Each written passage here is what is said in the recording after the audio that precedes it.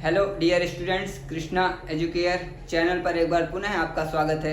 जैसा कि हम लोग डिस्कस कर रहे हैं क्लास 12th में सब्जेक्ट फिजिक्स के ऊपर, हिंदी में जिसे हम भौतिक विज्ञान के नाम से जानते हैं, उसमें पहले चैप्टर में हमें वैद्युत आवेश तथा क्षेत्र, जैसा कि मैं आप लोगों को पहले बता चुका हूं कि हम बात करेंगे न्यूमेरिकल्स के ऊपर, बात करेंगे हर एक चैप्टर्स को लेकर के, क्योंकि सिलेबस को कंप्लीट एक साल में करना काफी मुश्किल हो जाता है। समय को ध्यान में रखते हुए एक साल बस कहने के लिए होता है हमारे पास, लेकिन हमारे पास लगभग 7 से 8 महीने का ही समय रहता है, तो पोर्शन काफी ज्यादा होने की वजह से मैं न्यूमेरिकल के लिए YouTube चैनल पर आया हूं लेकर के। तो हम क्या करेंगे, इसको चलिए सॉल्व करते हैं। पहला क्वेश्चन कल हमने सॉल्व किया था, आज मैं सेकंड क्वेश्चन को सॉल्व करूंगा चैप्टर नंबर 1 के, जिसका नाम है वैद्युत आवेश तथा क्षेत्र। इसमें जो सेकंड क्वेश्चन आपका कह रहा है, ये कह रहे हैं 0.4 माइक्रोकूलम आवेश के किसी छोटे गोले पर किसी अन्य छोटे आवेशित गोले के कारण y में 0.2 न्यूटन बल लगता है।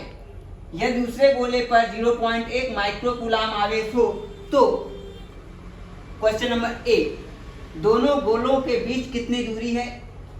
क्वेश्चन नंबर बी, दूसरे गोले पर पहले गोले के कारण कितना बल लगता है। तो आपका ये क्वेश्चन है, इसमें क्या क्या गिवन क्वांटिटी है पहले उसको हम लिख लेते हैं। ये जो आपका दिया हुआ है, ये पहला आवेश है आपका 0.4 माइक्रोकूलम। तो सॉल्यूशन में हम लिखना स्टार्ट कर रहे हैं। Q1 इज इक्वल टू आपका दिया हुआ है 0.4 माइक्रोकूलम। इसे हम क्या करते हैं, कूलम में कन्वर्ट कर लेते हैं। तो जो कूलम में कन्वर्ट करेंगे तो 0.4 इंटू हमें पता है 1 माइक्रोकूलम इज इक्वल टू होता है 10⁻⁻6 कूलम। तो हम यहाँ पर ये माइक्रो है, इसे हम माइक्रोन के नाम से जानते हैं। तो 10⁻⁻ कितना हो जाएगा, -6 कूलम हो जाएगा। इसी तरीके से जो दूसरे गोले पर जो आवेश दिया हुआ है, वह आवेश दिया हुआ है Q2 इज इक्वल टू आपका है 0.8 माइक्रोकूलम।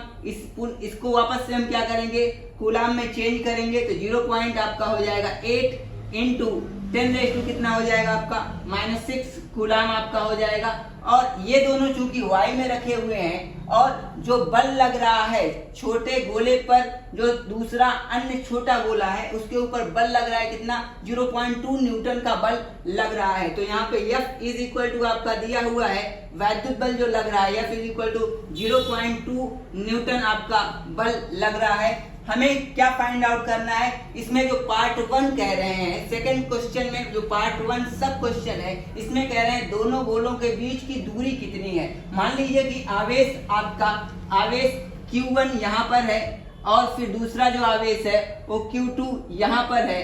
तो इन दोनों आवेशों के बीच की दूरी जो R है, मान लीजिए दूरी R है, इस R को हमें क्या करना है, फाइंड आउट करना है। तो R इज इक्वल टू आपका क्वेश्चन मार्क, ये हमें क्या करना है, फाइंड आउट करना है। और हमें पता है कि जब दो आवेशित गोले निर्वात में अथवा वायु में एक दूसरे से r दूरी पर स्थित होते हैं, तो वहां पर कूलम का नियम क्या होता है, लागू होता है। कूलम का नियम क्या कह रहा है कि निर्वात में स्थित किन्हीं दो बिंदु आवेशों के बीच में लगने वाला वैद्युत बल दोनों आवेशों के परिमाणों के गुणनफल के समानुपाती तथा उनके बीच की दूरी के वर्ग के व्युत्क्रमानुपाती होता है। अर्थात जो फॉर्मूला होता है कूलम के नियम का, जो बल लगता है, तो सूत्र यहाँ पर हम लिख रहे हैं। जो फॉर्मूला आपका होता है F इज इक्वल टू, आपका फॉर्मूला होता है F is equal to K Q1 Q2 upon R square. ये आपका क्या होता है, फॉर्मूला होता है। तो यहाँ पर जहाँ K क्या है, ये कांस्टेंट है, एक स्थिरांक है। इसका मान दोनों आवेशों की प्रकृति, आवेश के बीच का माध्यम तथा जो दूरी है आवेशों के बीच की, इसके ऊपर क्या करता है, निर्भर करता है। जो K का मान निश्चित किया गया है, K का मान आपका होता है 9 इंटू 10⁻⁹ होता है। और जो इसका मात्रक होता है, हम इसी सूत्र से ही मात्रक को निकालते हैं, न्यूटन मीटर स्क्वायर पर कूलम स्क्वायर होता है। तो हम क्या करेंगे, हमें क्या निकालना है, दूरी r का मान निकालना है। तो हम क्या करेंगे, सिंपली इस सूत्र में वैल्यू को क्या करेंगे, पुट करेंगे। तो k का मान हमने क्या किया, यहाँ पे लिख लिया 9 इंटू 10⁻⁹ ये होता है। Q1 का वैल्यू यहाँ पर दिया हुआ है 0.4 इंटू 10⁻⁻6 दिया हुआ है। Q2 का वैल्यू दिया हुआ है 0.8 इंटू 10⁻⁻⁶ दिया हुआ है। और फिर r का वैल्यू हमें क्या करना है, फाइंड आउट करना है। तो r स्क्वायर को हम एज इट इज लिख रहे हैं। यहाँ पर f का वैल्यू दिया हुआ है, कितना दिया हुआ है, 0.2 न्यूटन दिया हुआ है, तो हमने 0.2 लिख लिया। हमें चूंकि r का वैल्यू फाइंड आउट करना है तो सिंपली r यहाँ पर क्या है, डिनोमिनेटर में है, ये यहाँ पर चला आएगा और 0.2 कहाँ चला जाएगा, नीचे चला जाएगा। तो हमें मिलेगा r square is equal to हमें मिलेगा 9 into 10⁻⁹ into 0.4 into 10⁻⁻⁶ into 0.8 into 10⁻⁻�6 और अपॉन में आपका कितना आ जाएगा, 0 पॉइंट आ जाएगा आपका, अपॉन में 2 आ जाएगा, 0.2 आ जाएगा। अब यहाँ पर हम क्या करेंगे, सिंपली कैलकुलेशन है, तो चलिए कैलकुलेशन को करते हैं। ये एक अंक पहले दशमलव लगा हुआ है, ये दशमलव, इस दशमलव से क्या होगा, कट जाएगा। तब यहाँ पे आपका 2 बचेगा, 2 एक कम 2 हो जाएगा और 2 चौक कितना हो जाएगा आपका, 8 हो जाएगा। तो यहाँ से हम देख रहे हैं जो हमें क्वांटिटी जो यहाँ पर बचेगी हमारे लिए, उसको मैं यहाँ पर क्या कर रहा हूँ, आगे यहाँ से मैं कंटिन्यू कर रहा हूँ। तो r square is equal to जो हमें मिलेगा, यहाँ पे मिलेगा 9 इंटू मिलेगा हमें 0.4, मैं यहाँ पे 0.4 लिख रहा हूँ। फिर वापस से यहाँ पे मैं 4 यहाँ पे लिख रहा हूँ, और जो 10⁻⁹ 10⁻⁻⁶ इसको हम क्या कर रहे हैं, एक साथ यहाँ पर लिख रहे हैं। तो आप देख सकते हैं कि यहाँ पे 10⁻⁻⁶ है और 10⁻⁻⁶ है, ये ऐड होकर के कितने हो जाएंगे, 10⁻⁻12 हो जाएंगे। और यहाँ पे +9 है, तो यहाँ पर हम सिंपली क्या लिख दे रहे हैं, +9 लिख दे रहे हैं।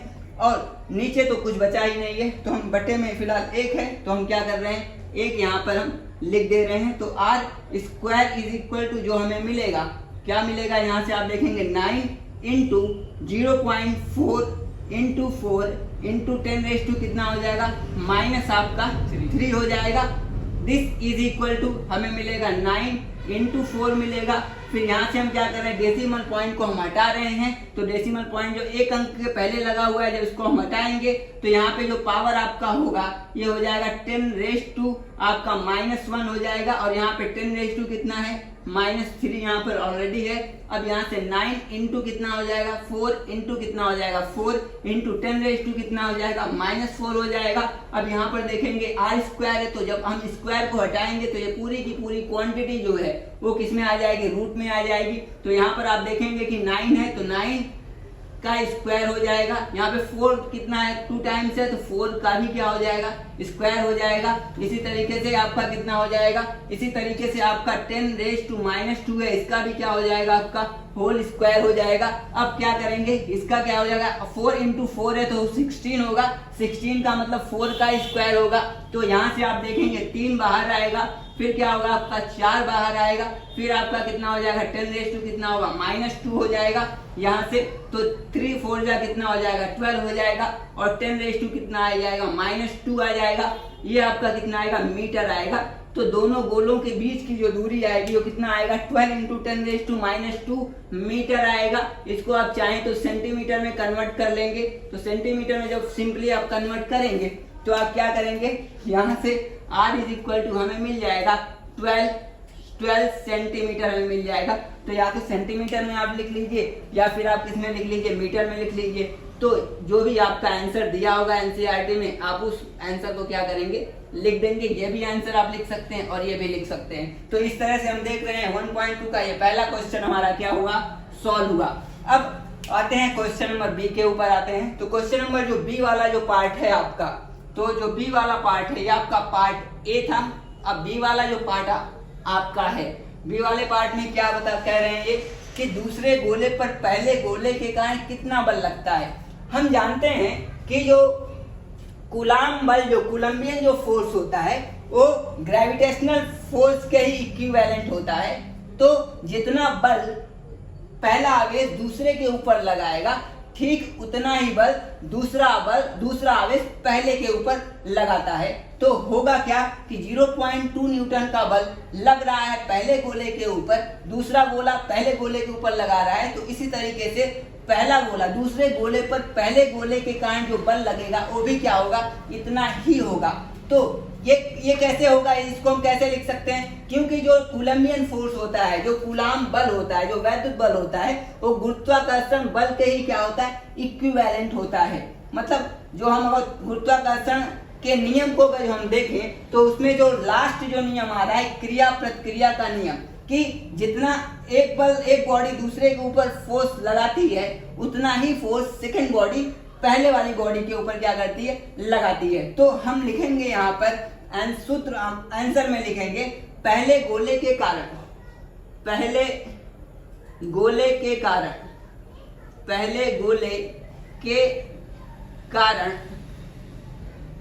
दूसरे गोले पर लगने वाला जो बल है, ये कितना होगा, 0.2 न्यूटन ही आपका होगा। तो इस तरह से आपका क्या है, सेकंड क्वेश्चन क्या हुआ, आपका सेकंड पार्ट आपका दूसरे क्वेश्चन का ये क्या हुआ, सॉल्व हो गया है। ठीक है।